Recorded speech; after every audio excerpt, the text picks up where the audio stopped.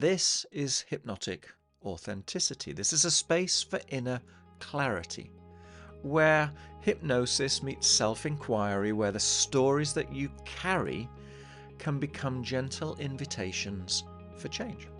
We're going to explore identity, emotional harmony, and authentic living through subtle, mindful approaches and a really, really good sprinkling of hypnosis. So take a slow, deep breath and let's begin. Hello, everybody.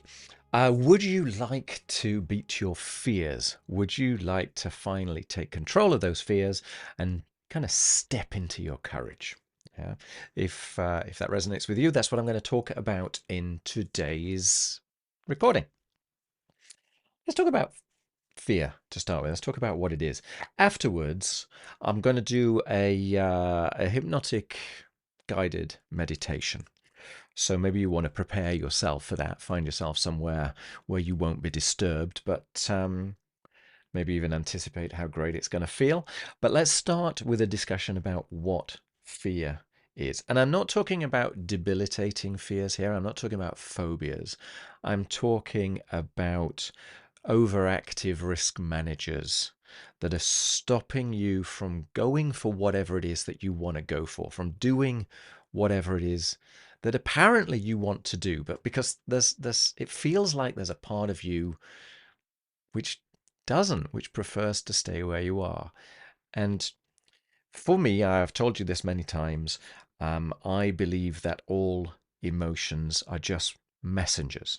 They have a use. And so for me, a fear-based emotion, a message, I'm scared, is a protective mechanism. It's just trying to keep you safe. Even sometimes the current situation, if you don't like the current situation, may feel safer than the unknown. And so you get this, this fear that comes up. So there's loads and loads of ways that you can deal with fear. But for me, the most useful by far, and if you have a look, you can look, I've done a few videos on different aspects of fear, but you can reframe fear, you can make the fear absurd, you can talk to it like it's a great friend and ask what its protective mechanism is. But for me, the most important, the number one thing, and this is kind of the core message of this book by Susan Jeffers, Feel the Fear and Do It Anyway, is that you cannot resolve a fear without taking a step forward. So what we're trying to do in our minds is prepare ourselves to take a step forward. If we can kind of box in the risks, if we can get ourselves prepared for the conclusion, then we'll take the action. And in practice, unfortunately, the way that it works is the complete flip of that. We take an action, almost any tiny, tiny step forward that is within the context of whatever is unknown and therefore fearful. And then we kind of check ourselves and realize that we're still here and go, well, the fear departs the second you take the step forward. It cannot depart in advance through any amount of mental shenanigans. Because what you're trying to do is get yourself prepared, okay? But you're preparing for the unknown. The reason why it's scary is because it's unknown.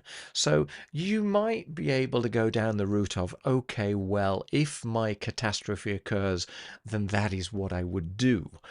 Something like that. But you're still going to be scared of the catastrophe because that's the nature of the beast. So the way to, or the way at least for me to conceptualize the whole idea of fears and bring them on side is by saying, look, I want to get over there. I want to do something. I want to resolve something. I want to fix something. But I've not quite worked out how to do it yet, because by definition, I won't know the result until I've tried it. And there's a whole variety of things that might work, but all of them have consequences that I can't predict. And so part of me wants to keep me safe by keeping me where I am. That's a given. That's just human nature. We are a risk management machine. So my choice, therefore, is to give in to that and to stay where I am and never make progress and never understand. And if I want, pretend to myself that I'm kind of preparing myself and that maybe I'll learn something new and that that will help me, but that in actual fact, I'm deluding myself. And the truth is, I'm not doing anything. Okay, so what people tend to do is they tend to think that by taking action, they are making a decision and that that might have a consequence. But it's equally valid to say, well, if I'm not taking action, I'm also making a decision not to act, and that will also have consequences. Maybe the boat will pass, right? The boat will sail. Depends upon what it is that you're thinking about. But you're going to end up getting more of what you've got if you don't change what you're doing. So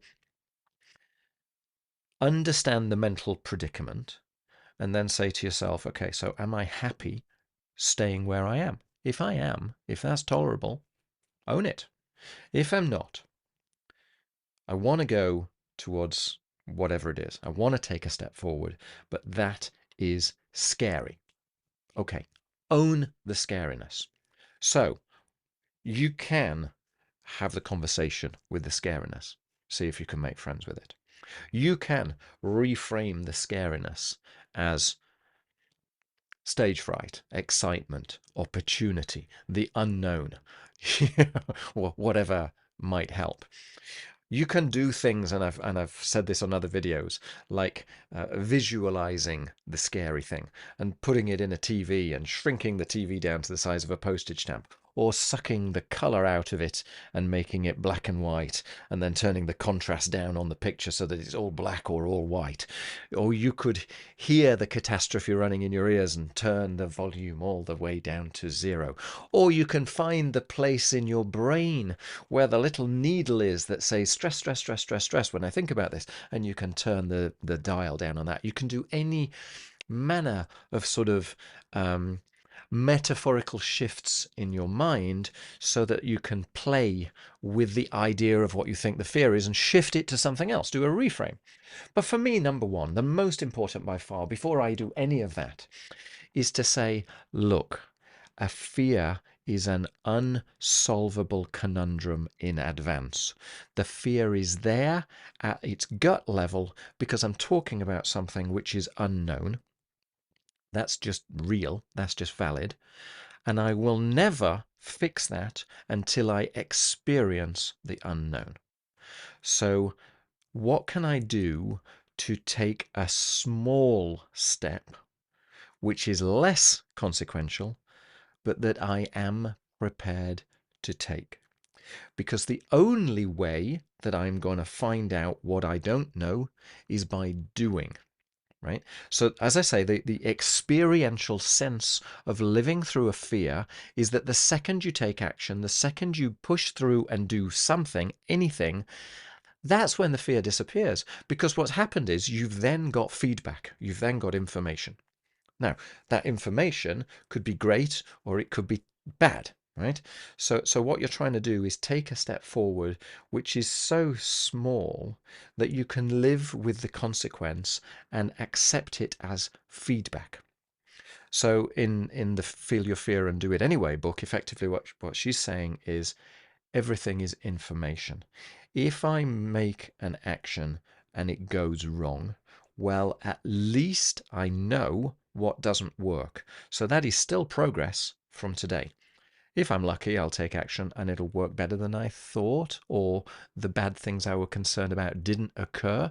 Therefore, not only have I made progress, but I can then learn from that and continue down the path. But if you can imagine the idea of, you're on one side of a stream and you want to get to the other side of the stream, and there's a whole series of stones in the stream. any one of which potentially can help you to get across the stream. Some of them are going to be more direct, some of them are going to be less direct. Some of them, when you stand in them, it turns out they're going to be a bit wobbly. Others are going to be very, very well stable, well stood. But you're not going to know until you try. So you have to accept the possibility that you could stumble, you could slip, you might end up getting your foot wet. But you either stay on this side of the river and accept that, or you take a little step forward. You find the nearest stone, which looks very, very safe, but that will get you closer to looking at the other stones, so that then you can look at the next stone and see which of those appears to be the most stable, and putting a very gingerly foot onto it and testing, seeing is it stable or is it not, and then withdrawing if need be, so you can course correct. But by taking the step, that's the moment when you go, and then you get information and you deal with the information. The alternative is basically paralysis. You stay where you are and get nowhere. That's absolutely fundamental for me.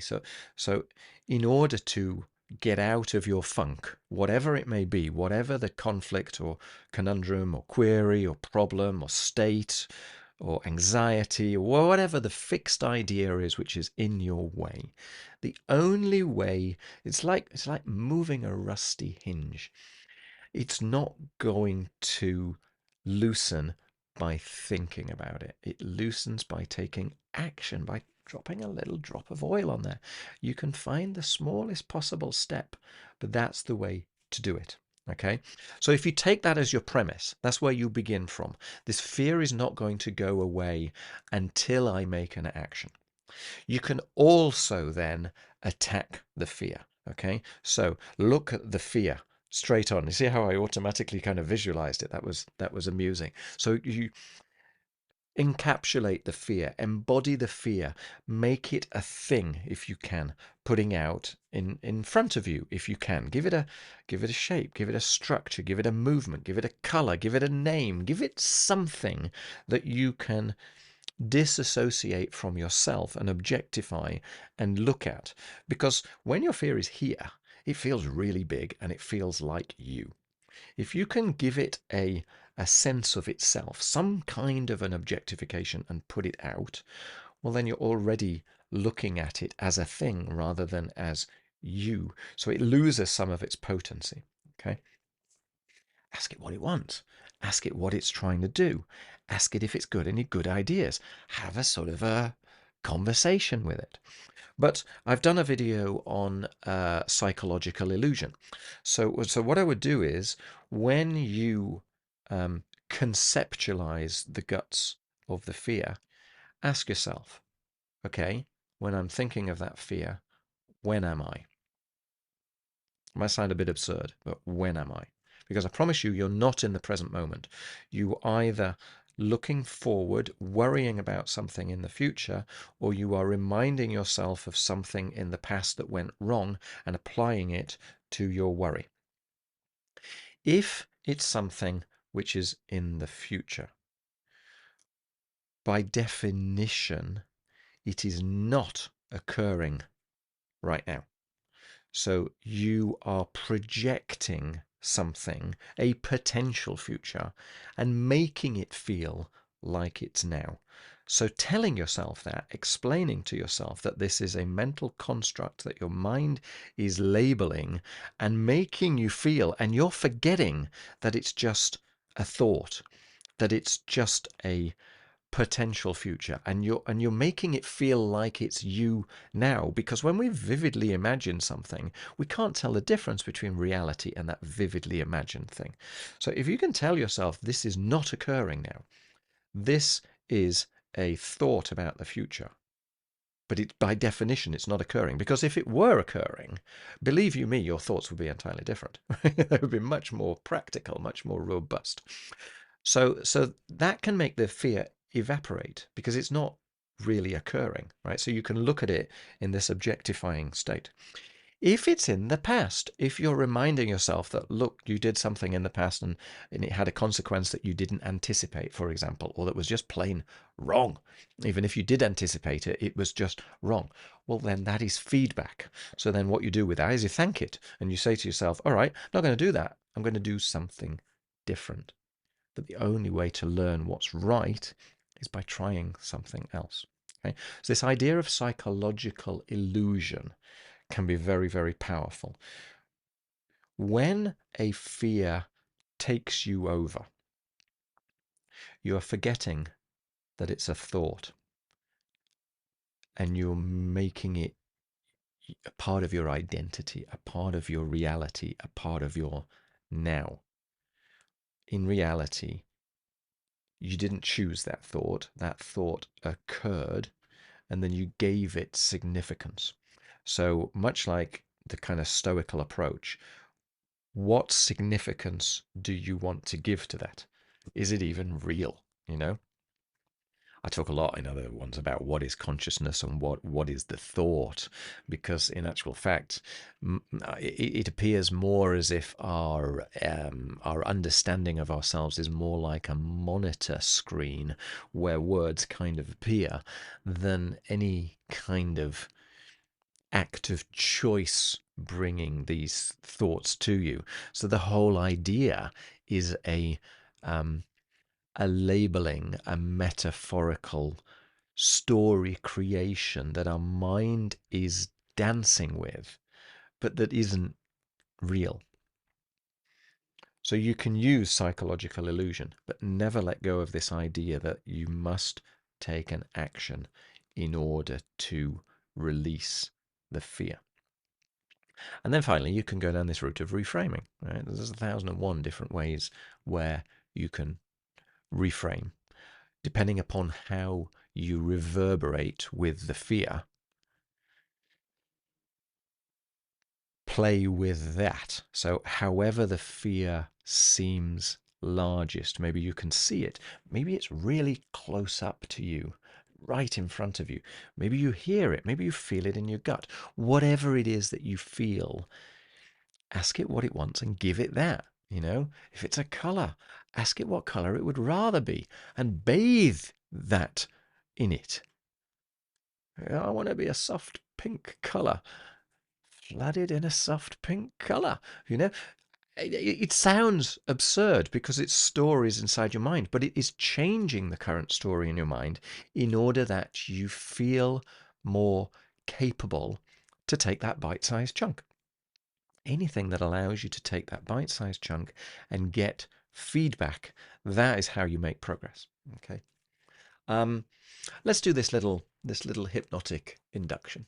Okay, let's give us a um, an out of front of mind method for dealing with this. Okay, so I'm just going to hypothesize to myself with you that you have an issue that you wish to resolve. There is a goal that you have in mind, but there is a part of you that is chaining you in the other direction. Okay. All I'd like you to do, and you can go if you're well versed with hypnosis and self-hypnosis, go there. If you're not, frankly, just close your eyes, listen to my words, and play with your imagination. Okay, the depth of trance is not important in this at all. The depth of trance would simply um, deliver a different level of personal involvement and personal enjoyment. But the end result, the fruits of this, are going to be exactly the same as long as you engage in it with your imagination. So just imagine. But what I would suggest is, so find yourself somewhere safe, find yourself somewhere quiet where you won't be disturbed, where you're not going to feel self-conscious that other people are watching you, that you've just got a bit of privacy. And get in mind whatever it is that you're afraid of, that's your conflict or fear, and close your eyes. Let's do this well. Let's take in a good deep breath and hold the breath and let that breath go. Nice and slow.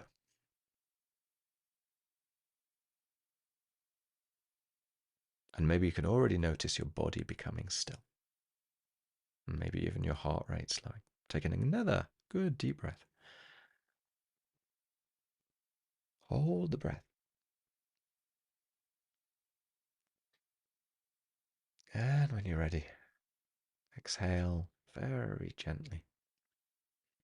As if you can make your exhale twice as long as your inhale, and you can become aware of your surroundings, and you can notice the support of the chair or the bed.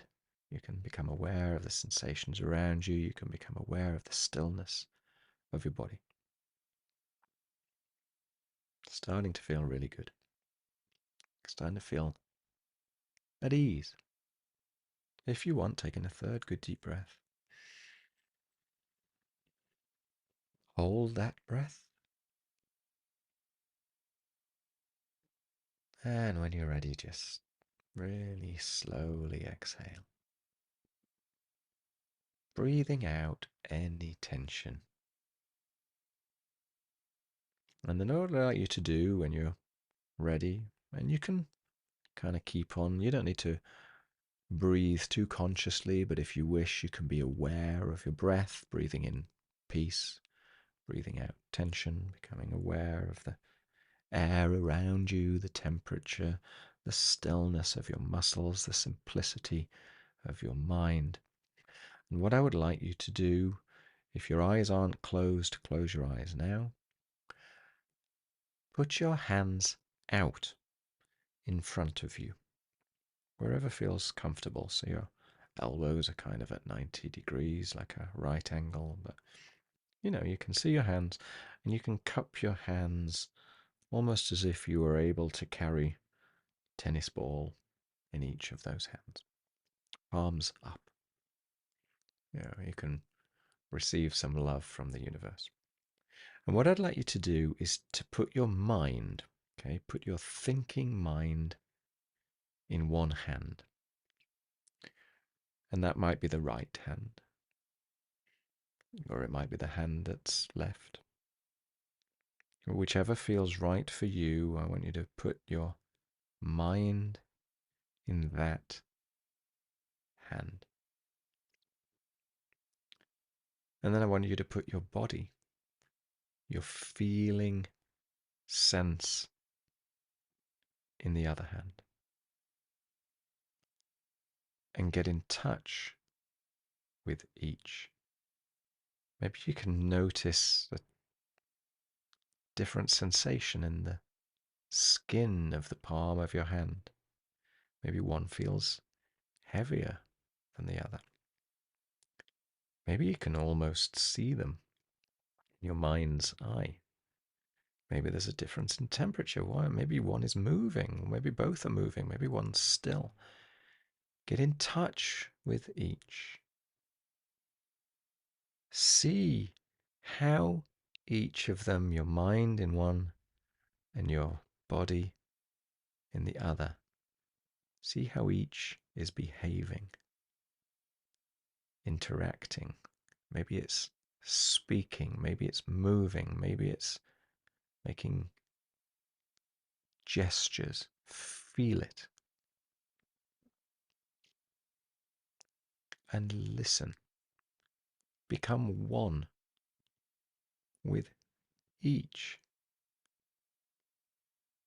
Become one with both. Permit them just to be. And let their stories come up. Listen to it. Listen to them. Clear them. Accept it. Accept it as a sort of an energy, as if it has a certain potency. It's neither good nor bad. And as you breathe in and you breathe out, feeling everything that you're feeling, checking in with them, each of them in turn, like you might check in with a friend. Just, how are you doing? What's going on? and noticing what you're noticing. Noticing the significance in that. And once you're familiar with that understanding, with that awareness, once the stories have come through, once you understand their perspectives, how about you bring your hands close together and see what happens?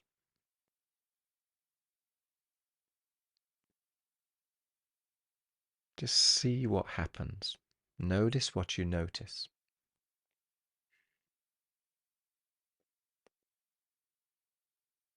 Maybe you want to bring them a little apart again. Let go a little. You know, like I said before, with the stream, with the stepping stones, and the water and the steam just in the stream just flows over the rocks.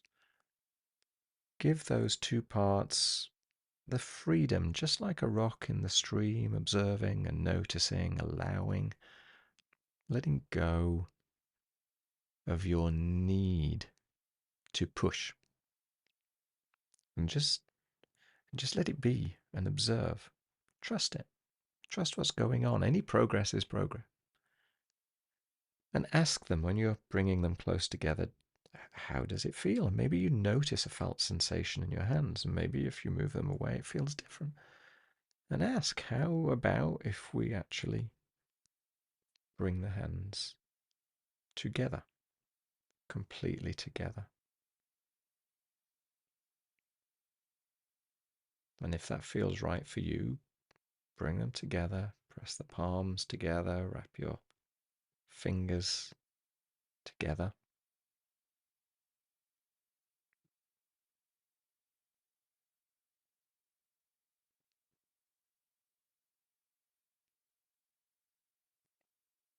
And try and get that old feeling back and notice how it's just gone.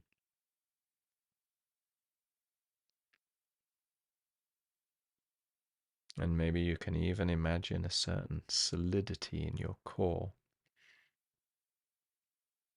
as you hold those hands together, very simply. See how that feels. The point is, and you can open your eyes, you can shake off that sensation, you can do whatever it is that you need to do. Maybe it's quite a releasing moment.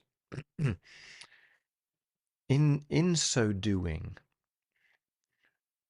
what you're noticing is that you can move that rusty hinge a little bit, that you're not entirely stuck, that you're always in the midst of change. And something as simple as imagining that your mind is in one hand, your body is in the other hand, and then bringing the hands together can create a shift in your feeling. And any movement is good because it means something is happening, something is shifting. And it can bring about a growing sense of awareness. So I hope some of that is useful, okay? I hope it's all useful in actual fact, because they're all separate ways of conquering fear, of actually taking a step into your courage. You may find, if you bring your hands together, that you have a broader sense of self, a broader sense of your purpose, of what it is to be you, maybe even a broader sense, a more communicative sense of relating with yourself. If that's the case, you may be able to take the step forward to What is my role? What is my part in the rich dance of life? And who am I to stunt myself? Surely, if my feeling, if my heart, if my soul, if my gut, if my mind, if my essence wants progress towards whatever it is, who on earth am I with this little chattering part of my mind to stumble, to get in the way of that, based around a fixed idea, which is frankly a story, metaphor. So you may actually be able to bring your sort of higher self, your higher good, to bear on that fear. So what you're doing is you're kind of rubbing away the foundations of the fear. You're questioning the validity of the fear altogether. You're understanding that the only way to shift the fear is by taking an action. You're giving yourself a carrot in front of you, a sort of a goal in front of you, which is partly you, but partly larger than you, partly ethereal. And you're chunking down to the point where you can take a step, one of those stepping stones in the river, the one which appears closest and safest, and gingerly taking a foot out and seeing if it's stable, and if it's not, getting feedback and then taking action based upon that. And that is the way to push beyond your fears, step by step, because you receive feedback, you receive information, you course correct when you need to, but you make progress. Ta-da! That's it. You've got your courage, you've got your story aligned with your goal, and then you're like a steam train. Thank you for listening. If you enjoyed it, if it supported you in some way or helped you to question your inner experience, then follow the show. Personally, I would be really grateful if you might also leave a quick rating. It makes a huge difference in terms of discoverability so that other people who might benefit can find the podcast. If you prefer a visual element, check out Authentic Life Hypnosis on YouTube. And if you're looking for deeper work beyond one-way audio yourself, you're very welcome to reach out. Equally, if you have any questions, I'm here to help. Until next time.